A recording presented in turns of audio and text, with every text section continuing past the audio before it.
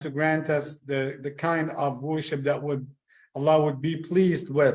We ask Allah subhanahu wa ta'ala to accept even our sujood and our ruku' and our du'as, and to let us fulfill the duties of Allah in our life, and make us every day be closer and closer servants to Him. Allahumma ameen, Ya Rabbil Alameen. And then, inshallah, we are going to continue what we mentioned yesterday of Surah Al-Ankboot. And as we are, alhamdulillah, we give the good background, a little bit about what Allah subhanahu wa ta'ala wanted to tell us in this surah.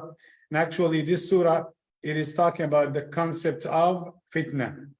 And the concept of fitna, and I hope that it is clear now that people, alhamdulillah, I hope they corrected that term, the fitna. So in terms of the word fitna, we need to change that. Anytime somebody will tell you that is fitna, do not create fitna, no, we said that the wider meaning for the word fitna means it's a test. Exactly. Allahu Akbar. You see, Habib, mashallah, is following, and may Allah bless you, Habibi, mashallah.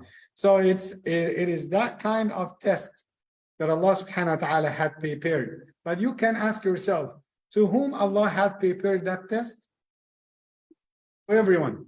Every human being will have this test, whether a believer or a disbeliever, by the way.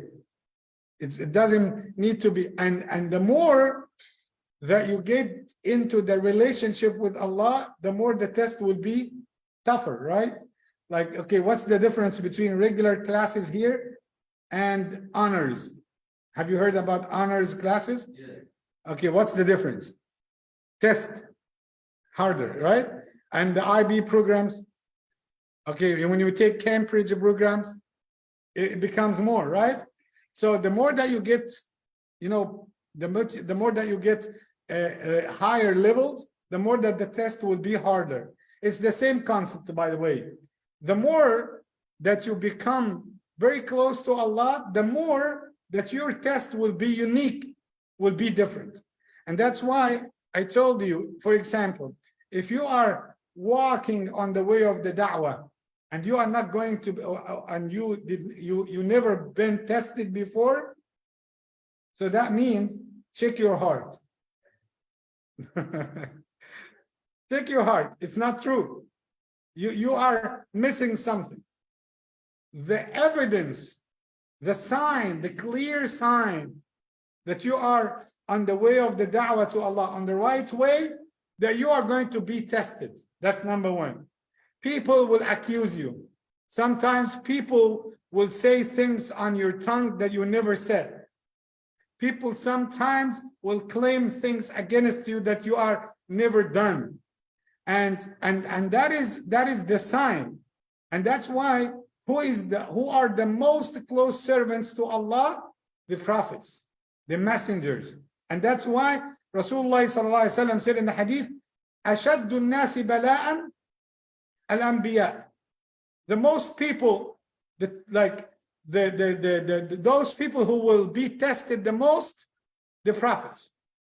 And that's why I told you in Surah Al-Ankboot, Allah gave us 3 examples. The first example was about the longest test. The second example about the hardest test.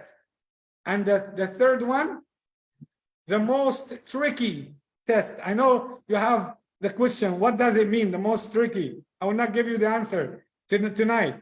Still, we have another day. But for today, we talked yesterday about the longest test. What that happened with the Prophet Nuh alayhi salam, right?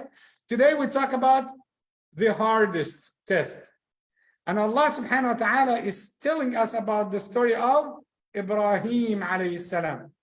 And Ibrahim alayhi salam, why his test is the hardest? You might ask, Rasulullah Muhammad. Yes, of course. Yes, of course, his test was so hard. But in terms of our perspective, our way of thinking about, measuring the things, we can see Sayyidina Ibrahim was in a very hard situation. because basically he has to face the first one, whom? His father. So the first one to talk with, he has to be against, face to face, to his father, his own father. Yes, of course, some people said, no, he wasn't a real father, he was his uncle. But we don't want to go to this argument. But he's facing his father face to face, then his people. And Sayyidina Ibrahim stayed long time calling to the way of Allah. And he made everything. And I told you one of the things that makes Sayyidina Ibrahim, like his da'wah is so unique, that he had the talent and the skills of arguments. So he used to win arguments. And that makes people angry at him, because they couldn't reach to anything. They couldn't, whenever somebody loses the battle in argument with him, he doesn't have anything except jealousy and hatred. And you know, sometimes, and that's something we see in this life. You know, when people see somebody like who is so skillful, people are two types. Whether they are pure in their hearts, and they will hope for him every goodness, and they would say, mashallah, wallahi, this brother, he started a new business and Allah had blessed him. May Allah subhanahu wa ta'ala, you know, give him halal. May Allah bless him. Wallah, he's a good brother. He deserves every goodness, mashallah. That's the first type. And by the way, they are so rare nowadays. What's the other type? The other team. They will start having jealousy. The first reaction, they will accuse him. Oh, you know what? He hit his wife and he took her money. Oh, he's a cheater. He must be selling something haram. He's a bad person. He was doing bad to his father. He wanted to do anything just to give him a bad reputation. Why? Because he is so jealous. He cannot do like him. That's the first stage. And time after time, that jealousy will turn to hatred, to start plotting against him. At the first stage with Sayyidina Ibrahim, whenever he wins arguments and he scores goals, that's when, with our expressions, when he scores goals, they get more jealous. And they started to accuse him that you are against our forefathers, against our idols. You do not appreciate our idols. You do not respect our gods. You know, who reminds you of this winning arguments amongst the Imams, the great Imams? Imam Abu Hanifa, rahimahullah wa radiyallahu anhu, he used to win arguments. He was famous of that. Allah gave him this kind of skills that he used to win arguments. Sayyidina Ibrahim alayhi salam, whenever he wins the arguments, and he started one after one, it's talking about the monotheism, it's talking about the how to single Allah out with your worship. What does it mean to have gods made out of rocks and you guys prostrate to them? And the last thing that he made, he went to the temple and he went to the place of their worship and he broke all the idols. Then he put the hammer, the big one, on the tallest one, on the biggest one. And when they came to ask, he didn't deny, but he gave them that rhetorical response. He said, if you wanted to know who did that, ask the biggest one. Ask your God. Does he hear you? Does he listen to you? Will he answer to you? It's kind of argument. And you know what? Allah said that they acknowledged that he was right. But yet, instead of surrender instead of, submitting themselves to Allah, they said, you know what, out of arrogance, they said, no, we need to punish you because you insulted our gods. What did they decide? That's not the first choice, by the way. قالوا اقتلوه أو حرقوه. Kill him or burn him alive. And think about that test. Rasulullah Muhammad sallallahu alaihi wasallam, they did the same. They said, let's kill him, let's burn him. But they didn't. They didn't even, they tried, but they couldn't catch him. Sayyidina Ibrahim, his test was harder in terms of us as human beings because they arrested him.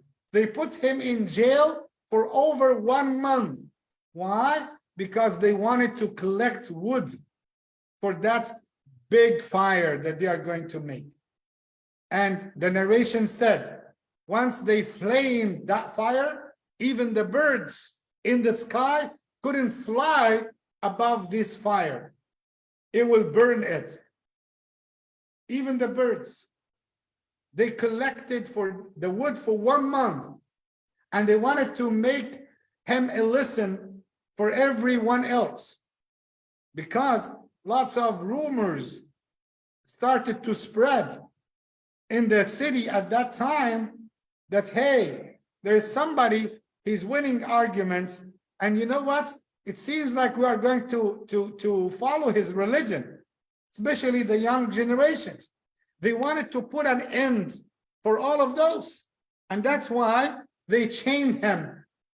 They chained him. They put him in a machine, just to sit on the chair and to pull the chair so they can throw him from distance to be in the fire, because no one can get even close to the fire. And that's why they started that machine. And Ibrahim alayhi salam was thrown in the fire itself. Look at this, as a human being. And you know what? While you are sitting in the masjid, it is easy peasy, to say, you know what? Okay, if they wanted to throw me in the fire, I will surrender to Allah. We are, mashallah, good at lip service, But in reality, in reality, on the ground, astaghfirullah, wallahi, we just big mouth. We are just big mouth. But when it comes to the reality, who would be the first one to run? Me, yes, me too, okay? But wallahi, you know what? It is something, it's not easy. It's easy to claim. Ibrahim alayhi salam was steadfast on the way of Allah. I don't want you to go to some of the weak narrations about the angels came one after one asking him, oh, Abraham, do you want help? I don't want to go to this topic, but he was thrown in the fire, but he, subhanallah, Rasulullah sallallahu alaihi wasallam, that's authentic narration. He said that when he was in the cave, the Prophet Muhammad, when he was in the cave of Thawr on the night of the migration to Mecca, from Mecca to Medina, and people came to the mouth of the cave, what did he say, sallallahu alaihi wasallam? Listen, he said, Hasbunallahu wa ni'mal wakeel. Allah is sufficient for me, and he will take care of my affairs. Then the Prophet Muhammad sallallahu alaihi wasallam said, قالها إبراهيم وهو في النار. Ibrahim said the same word while he was in the fire, and Allah saved him. So what saved Ibrahim? Hasbunallahu wa ni'mal wakeel. And it saved Rasulullah Muhammad sallallahu alayhi wa sallam.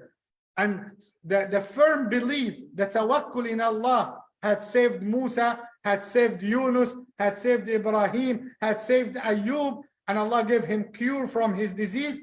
And that's the reality. That's why they are the best of the creation of Allah. They are our role models. And that's why we learn from all of them. Sayyidina Ibrahim alayhi salam said, Hasbunallahu wa ni'mal wakil. And Allah saved him from the fire. How long did he stay in the fire? How long? You have an idea? Huh? 20? 40? Okay, that's too much, mashallah. Yes. Huh? Yes, 7 days. 7 days. And you know what? He was taking food from the angels of Allah. They used to bring that food for him from Jannah. And this is something you need to think of. After the big test, after the trial, after being tested, Allah subhanahu wa ta'ala said, Inna ma'al usri yusra. Along with, he didn't say inna ba'da, he didn't say after al-usri, he said inna ma'a, along with difficulties, easiness will come. Allah will send easiness to you. Allah will facilitate your affairs. But just be patient and accept the test. Pass the test. Show your iman to Allah subhanahu wa ta'ala. And this is what Ibrahim done. And you know what? Once the fire, went off, he came out of the fire, has no harm. The narration said they just tied up his hands, and all what the fire did, that it cut the rope, so he can be in the fire free. He can eat and so maybe walk a little bit, take a walk, have a seat inside the fire. Think about this. Allah is able to do everything. Subhanahu wa ta'ala. Inna Allah ala kulli shay'in qadir. Allah is capable of doing everything. Number one, the ocean. Allah freezed the ocean for Musa alayhi salam. Fire did not burn Ibrahim. The knife did not slaughter Ismail. The whale did not kill Yunus alayhi salam. Right? And all of those things that Allah had made to show us that as long as you have a firm belief in Allah, I told you that statement before, do not forget it. Your iman, your reliance on Allah, when you depend on Allah, that will make every impossible, will make it possible. Anything impossible, Allah will make it possible. Because of what? Simply because Allah, He is the one who created everything. He owns everything. He has the keys for everything. Subhanahu wa ta'ala.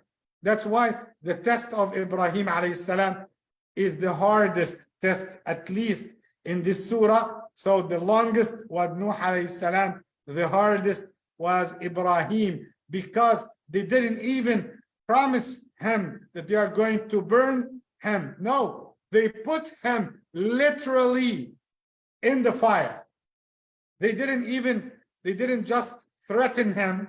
No, Allah said about Sayyidina Muhammad sallallahu alaihi wasallam, وَإِذْ يَمْكُرُ بِكَ الَّذِينَ كَفَرُوا لِيُثْبِتُوكَ أَوْ يَقْتُلُوكَ أَوْ يُخْرِجُوكَ وَيَمْكُرُونَ وَيَمْكُرُ اللَّهُ وَاللَّهُ خَيْرُ الْمَاكِرِينَ. The people of Quraysh plotted against Rasulullah. They made the plan against the Rasulullah, but they didn't execute it, because Allah said, وَاللَّهُ يَعْصِمُكَ مِنَ النَّاسِ. Allah is going to protect you from people. But Ibrahim alayhi salam, they physically, literally, they put him in the fire. And Allah took him, Allah saved him from the fire. And Allah subhanahu wa ta'ala made his da'wah to spread and spread and spread, to the point that Allah described Ibrahim alayhi salam, one person, one human being. Allah described him in the Quran, and what did Allah say?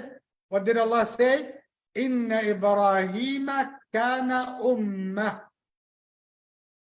Ibrahim, by himself, as an individual, his iman, his impact, his da'wah, his great zeal, his motivation, his, outcome of da'wah, he was as an ummah by himself, as a nation by himself. Ibrahim kana ummah, was like a nation. You have people nowadays, subhanallah, they come to this life, they work, pay, eat, drink, then die, done. No impact. One of the great things that we have, I read that book, Allah had made everyone has his own unique fingerprint, right? Have you ever went to the immigration system and fingerprint, right? Everyone has his own unique one. So where is your fingerprint on earth? In this life? Where is your print? Where is your impact in this life? Imam, I worked. Yes, then what? I earned money. Yes, then what? I paid my bills. MashaAllah, 100% payment on time. Congratulations. Then what? Where is your impact on the religion of Allah? How many people you have taught them Surah Al-Fatiha, Bismillah ar-Rahman ar-Rahim, Alhamdulillah Rabbil Alameen? How many people you have taught them Surah Al-Ikhlas, Qul Huwa Allahu Ahad? And that's the case. Are you active Muslim?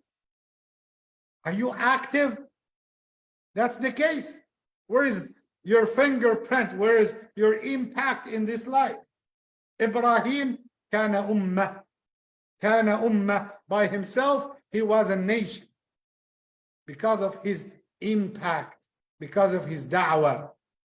May Allah grant us this great zeal so we can serve his religion.